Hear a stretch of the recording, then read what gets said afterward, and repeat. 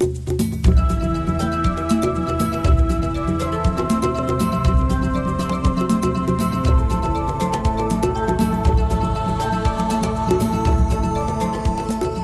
the heart of Africa is a place of music and dancing. It's also a place of legendary kingdoms, extraordinary wildlife and natural scenery. The climate is mild and comfortable all the year round. Above all, the people are as genuinely welcoming as any in the world.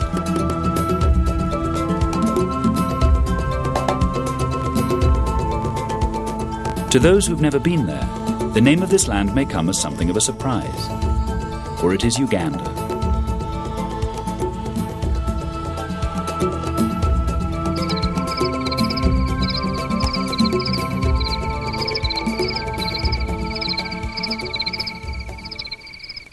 For a generation, Uganda was torn apart by political violence. During the dark days, the rest of the world forgot that here is a country with some of the most striking landscapes on Earth. There's also a fantastic diversity and profusion of wildlife from one end of the country to the other.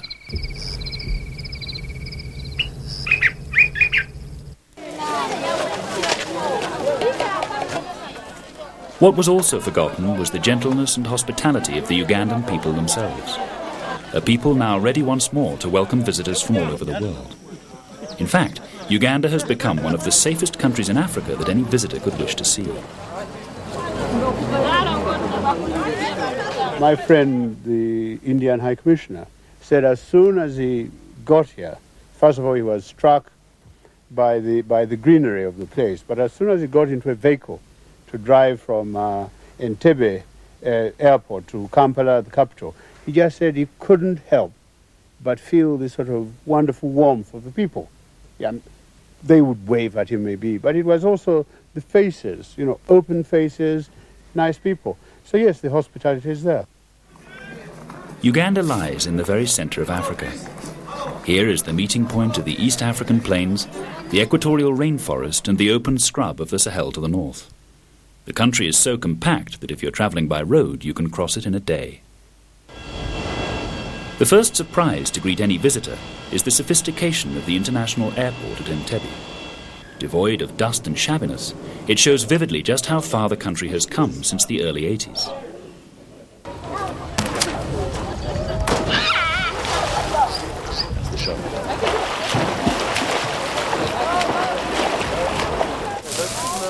Equally striking is the quality of the hotels.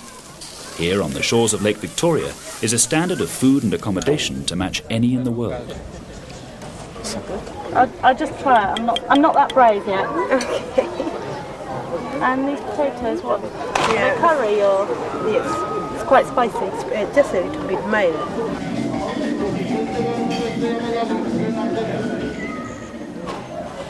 The rooms in the country's best hotels are all air-conditioned and immaculately furnished.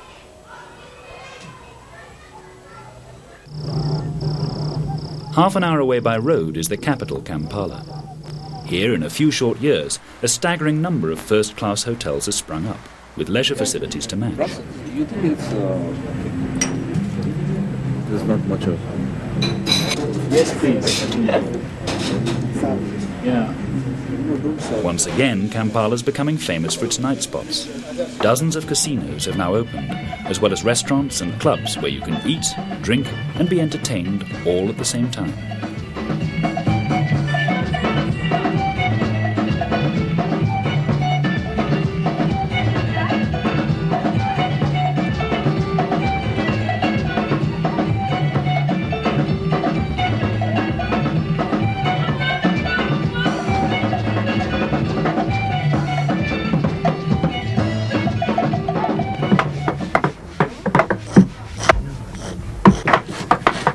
Where Uganda is different from so many of its African neighbours is in the depth of its pre-colonial culture. Long before Europeans arrived here, this was a place of kings, courtiers and master craftsmen. Today, after so many years of conflict and violence, handicrafts are coming alive once more. Experienced artisans are now teaching the generation that missed out because of the war. It's not unusual to find many fine artifacts being honed right by the roadside.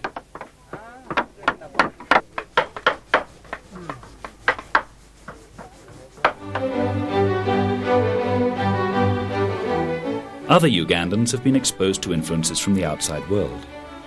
Several galleries have now opened up, featuring the work of artists who've blended their own culture with that of Picasso, Monet, and Gauguin.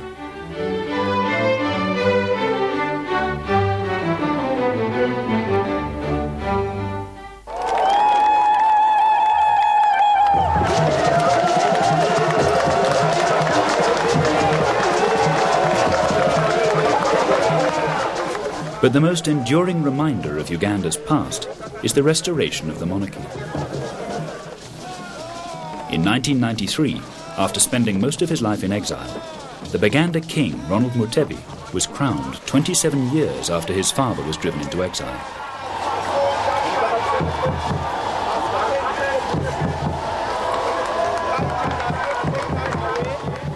His reinstatement reflects an attitude of conciliation among Uganda's people that was absent for a generation.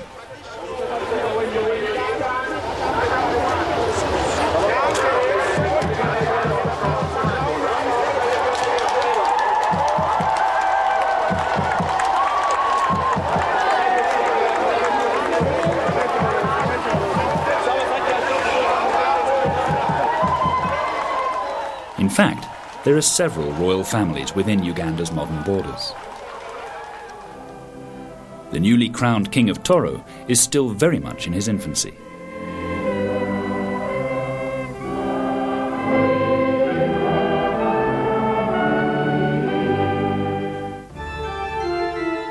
When the first Europeans arrived at the end of the last century, they introduced Christianity, a faith that has taken root so firmly that more than 2/3 of the country's people profess to be followers of Christ. The finest cathedral in the country is here at Namirembe. Built over 70 years ago, it's hosted international concerts as well as regular services. Today, the diversity of Uganda's faiths is a reflection of a new era of religious tolerance. Protestant and Catholic, Hindu and Muslim are all free to worship without prejudice, adding a diverse and cosmopolitan feeling to the country's modern culture.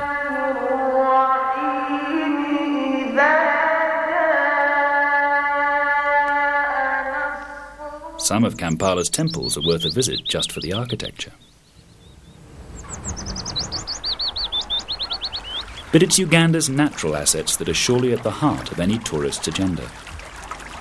The most accessible is the source of the River Nile, just 60 miles east of Kampala, a lazy trickle at the start of its 4,000-mile journey to the Mediterranean. 100 miles downstream, the Nile has become a fierce torrent, squeezed into a chasm just 20 feet wide before oozing out into a game-strewn plain below. This is Murchison Falls, one of many natural wonders that alone would make Uganda worth a fortnight of anyone's time.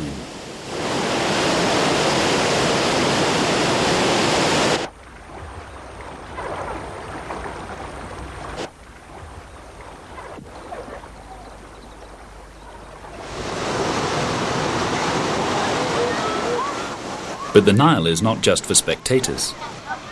Here at Bujagali Falls, you can take a whitewater rafting trip that will leave you quite literally breathless.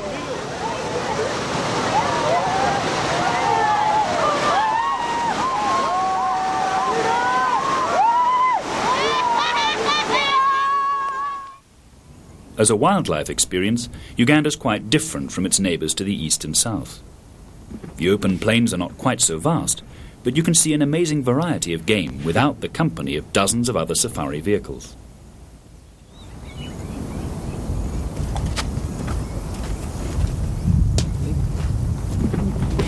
In the far west of the country is the Queen Elizabeth National Park, where plains game can still be found in large numbers. Just 5 hours from Kampala by road, it lies in the shadow of the Ruwenzori Mountains, one of the few places on Earth where hikers can experience snow on the equator.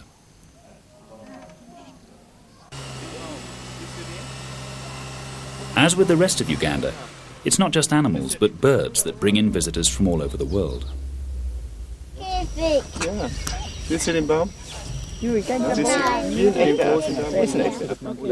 Apart from the usual big game, you can also encounter rarer species like the Uganda cob, an antelope peculiar to this part of Africa.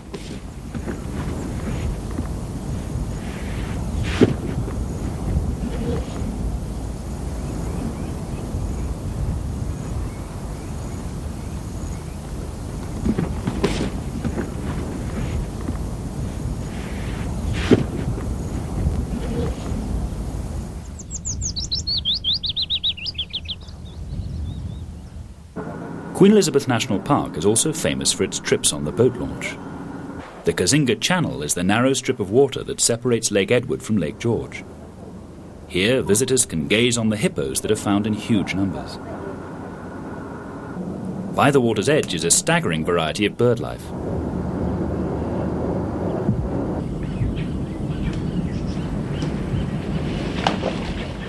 "200 miles further north, a similar trip up the Nile at Murchison Falls enables the visitor to see crocodiles as well.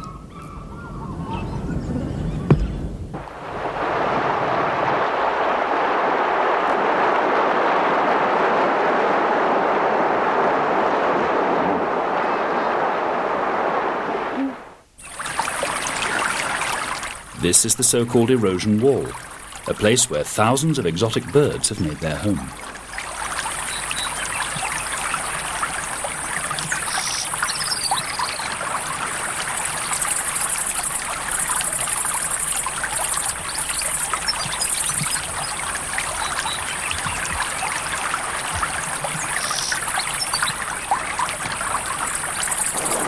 At the end of the trip are the falls themselves, seen this time from downstream, and as close as you can safely travel in a boat. At the other end of the country, Kidepo Valley is one of the most isolated game parks in the whole of Africa. In the far north of Uganda, it's a 2-hour flight from Entebbe in a light aircraft, hard on the border with Sudan. Its very remoteness is perhaps its main asset, with a strong wilderness atmosphere that many other African game parks have lost completely. A visitor with the resources to make the journey will be richly rewarded. Kidepo probably offers a wider variety of game than any other park in Uganda.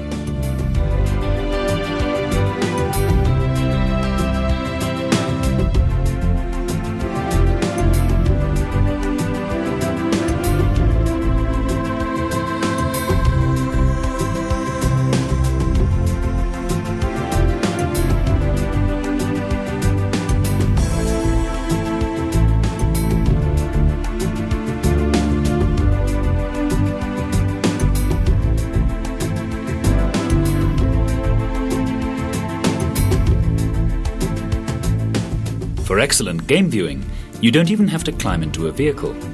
The Apoka Rest Camp has a superb view overlooking one of the most game-rich quarters of the park. The inside of the lodge has now been kitted out in the best colonial tradition.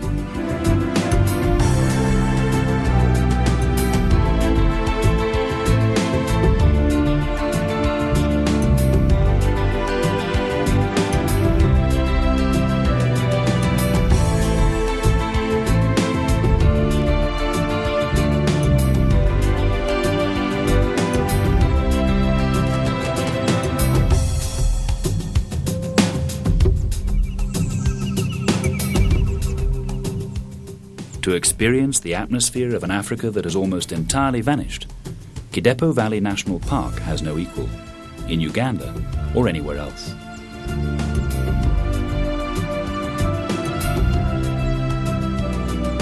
But there's one respect in which Uganda is truly unique: the access it gives us to our closest relatives, the primates. The country's fortunate still to have large tracts of virgin equatorial forest, which offers the discerning visitor a unique experience. Coming and experiencing Uganda isn't just experiencing an elephant or a hippo or a giraffe, it's a whole environment. You have the unique opportunity to see mountain gorillas, to see chimpanzees, to see 9 other species of monkey in one forest. It's very hard to do that anywhere else in the world. And I think the time has come now to come and experience another side of Africa that most people just have really no awareness of. This is the world-famous Buyindi Impenetrable Forest. Found in the extreme southwest of Uganda, this ancient and mountainous landscape is home to one of Uganda's star attractions, the mountain gorilla. Half the world's remaining population of 600 live here.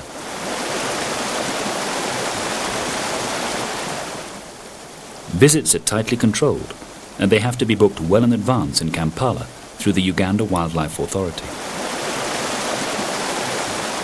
Gorillas have to be visited in limited numbers.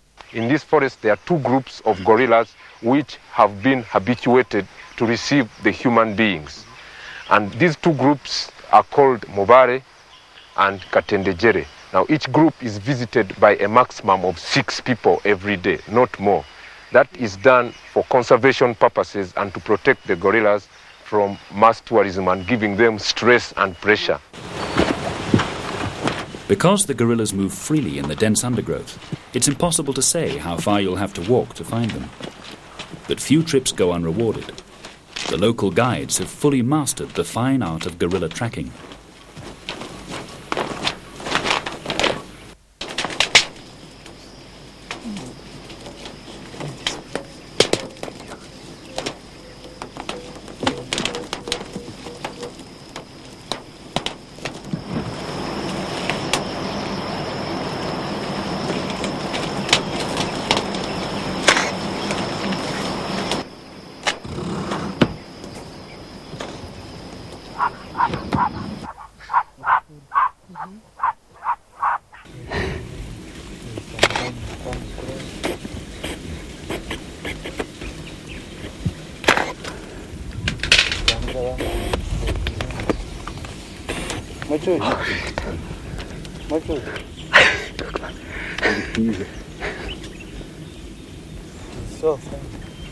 Nur da musst du ein Stückchen höher rücken als Wanner. Vorsicht.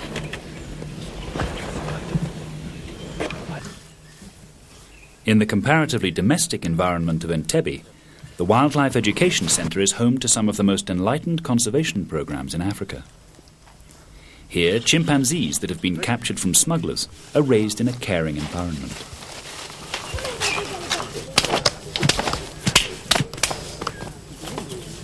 In Uganda we have approximately 3,000 chimpanzees left, and they may sound like a large number, but when you break it up as to the population size of each area, we have very small populations of maybe only 200 or 300 chimps.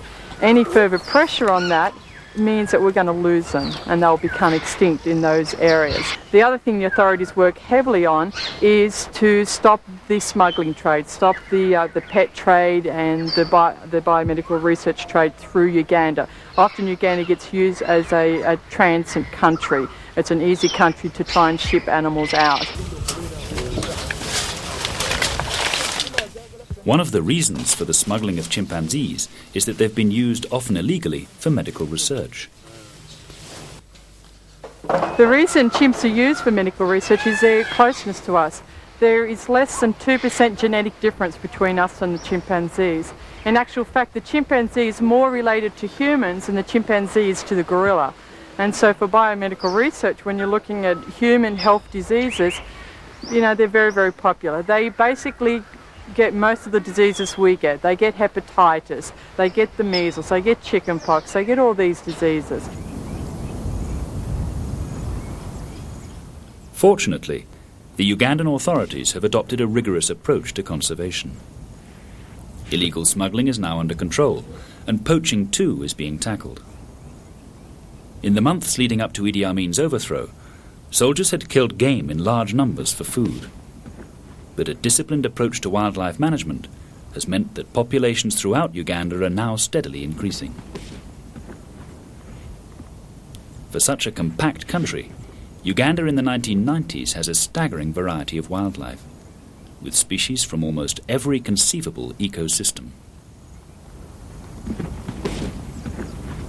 If you're going to come to Uganda to see wildlife, it's a unique experience and opportunity because you can see savanna animals, the large mammals, and you also have the opportunity to go to the rainforest and see the forest animals.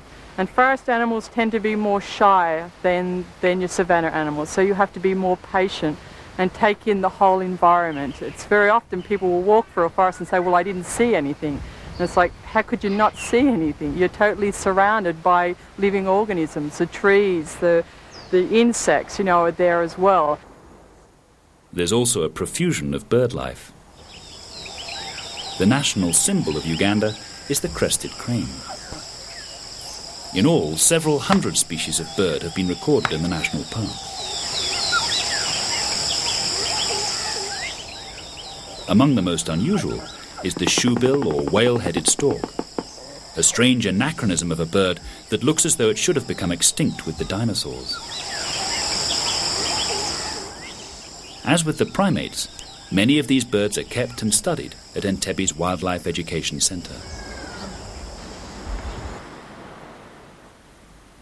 Despite such a wide range of assets, Uganda is a small country.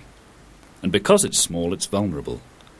The authorities are naturally concerned that the discotheques and hamburger joints that have ruined so many beauty spots elsewhere in the world don't come to ruin Uganda.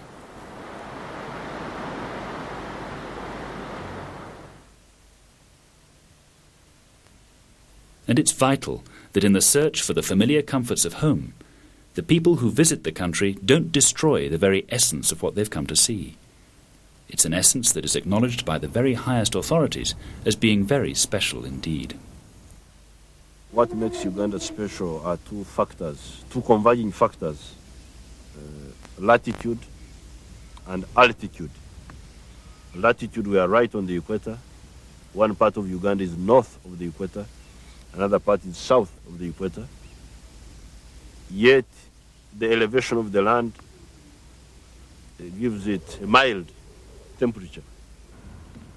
So mild and consistent, in fact, that visitors will soon be coming throughout the year. Every visitor will, of course, be welcome to Uganda, but a certain kind is particularly welcome. If you want people who go looking for sort of rare species of birds, animals, wildlife in general, I believe those are the adventure tourists, is what people call them. They're going to go for adventure. They'll find something which nobody else has seen, perhaps. Very welcome. Then the eco-tourists, I believe that means somebody who is really not going to change the environment as they find it, so that once they've gone, the country remains what it was. Those are the kind of people we want. I mean, millions of sort of tourists from wherever who come in and descend on a small hotel, eat sausages which came from their own countries and so forth. Wonderful people, but we're not really looking for those. How well is Uganda prepared to cope with the arrival of discerning tourists? A few years ago, the answer would have been not at all, but today the country's infrastructure has improved dramatically. The roads are being mended. The electricity works. Okay, I mean, occasionally it breaks down and so on and so forth. You'd expect it. But basically, if you're in a hotel, you will get electricity, you will get hot water, and you get very good service.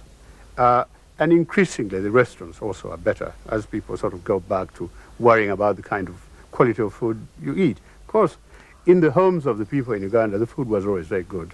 And that is now percolating through to the restaurants and hotels. So no, you'll be well looked after. Medical care is also improving. International private companies are now offering healthcare packages that will look after visitors in the event of an emergency. Thank you very much. Even in the most isolated parts of the country, it's possible now to radio for an air rescue from within Uganda itself. After dark, security is another factor that worries many. With restaurants and nightclubs springing up in several of the main towns, tourists need to feel safe. Again, Uganda is now far more secure than many of its neighbours. And provided you're careful, it's quite possible to venture out in many parts of the main cities on foot. This is one of Kampala's famous night markets. The idea of an evening stroll in a district such as this would have been unthinkable just a few years ago. But today, provided you're sensible, Uganda is just as safe as any country in Europe.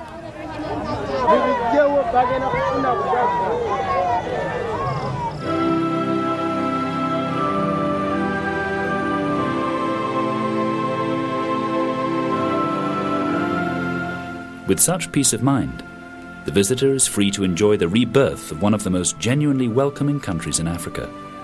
A country with such a wide variety of attractions that it's worth more than a fortnight of anyone's life.